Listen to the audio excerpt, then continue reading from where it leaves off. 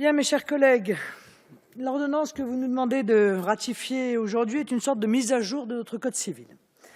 Or, toucher au monument qu'est le Code civil est presque comme toucher à la Constitution. Ça doit être fait d'une main tremblante, pour reprendre le mot de Montesquieu. Et à la lecture de cette ordonnance, on constate que la main des rédacteurs n'a malheureusement pas tremblé. Pas étonnant lorsque l'on sait que cette réforme a été portée par Mme Taubira, cette dernière n'ayant pas eu pour habitude de trembler pour s'attaquer aux fondements de notre société. Comme j'ai la profonde conviction que le droit est un marqueur de civilisation, je considère que certains changements apportés par cette ordonnance sont une véritable attaque contre notre héritage, contre notre vision de la société, bref, contre la France. Héritier des droits grecs et romains, patiné de chrétienté, fruit de l'histoire de France, mais aussi ambassadeur de son rayonnement, le Code civil est l'un des emblèmes de notre pays. Au même titre que la Marseillaise, au même titre que le drapeau tricolore, il a fait le tour du monde et a même servi de base à de nombreux autres pays pour bâtir leurs propres droits. Loin de moi de dire que ce texte écrit en 1804 ne méritait pas un toilettage. D'ailleurs, pour la majorité des articles de l'ordonnance, c'est en effet une mise à jour. Mais le problème est que les rédacteurs de l'ordonnance, les services de la chancellerie, ce qui pose un problème essentiel, les rédacteurs en ont profité pour introduire des changements majeurs dans notre droit. Ces changements majeurs, apparaissant par le vecteur des ordonnances et non pas rédigés par le Parlement, posent clairement le problème essentiel, comme je le disais, de la place du pouvoir législatif dans cette réforme.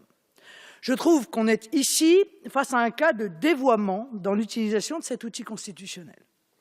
Rappelez-vous que le Sénat et la commission des lois de l'Assemblée avaient même refusé de voter la demande d'habilitation. Sur le fond, ces changements marquent clairement une anglo-saxonisation de notre droit.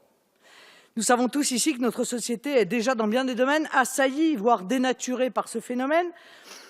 Mais jusqu'ici, le droit restait l'un des secteurs dans lequel nous résistions encore et toujours. Or, soumettre notre droit aux règles anglo-saxonnes, c'est remettre en cause notre vision de l'homme et des relations qui régissent les hommes entre eux. La place donnée au juge est en ce sens particulièrement éloquente. C'est le juge et non plus le peuple, via ses représentants, qui va devenir petit à petit le créateur de la norme juridique. On bascule doucement mais sûrement vers l'application en France de la common law, ce qui est un changement majeur de civilisation, pour reprendre les mots de Mme Taubira, et soyons très clairs, nous n'en voulons pas. Elle marque une avancée supplémentaire vers la contractualisation généralisée. Vous savez, étape voulue par ces puissances financières mondialisées pour nous imposer leur modèle de société. Plus de contrôle moral, plus de contrôle social, bref, avec cette réforme, vous participez au mouvement qui veut que toutes les relations humaines peuvent et bientôt devront faire l'objet de contrats. Notre modèle de droit est d'une stabilité reconnue dans le monde entier. Or, paradoxalement, cette réforme va créer de l'instabilité juridique et affaiblir en réalité notre état de droit et donc, n'en déplaise à ceux qui n'ont que ce mot à la bouche, la compétitivité et surtout l'attractivité de notre économie. Mais elle sera également dangereuse pour les salariés.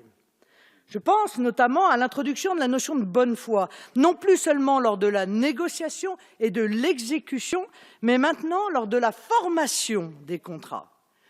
Il faut que vous sachiez que certains syndicats patronaux se frottent déjà les mains en réfléchissant à l'utilisation qu'ils pourraient faire de cet ajout pour remettre en cause massivement des contrats de travail. Oh, un CV légèrement majoré, des études un peu enjolivées seront demain la base d'un contentieux généralisé que les rédacteurs n'ont probablement pas anticipé.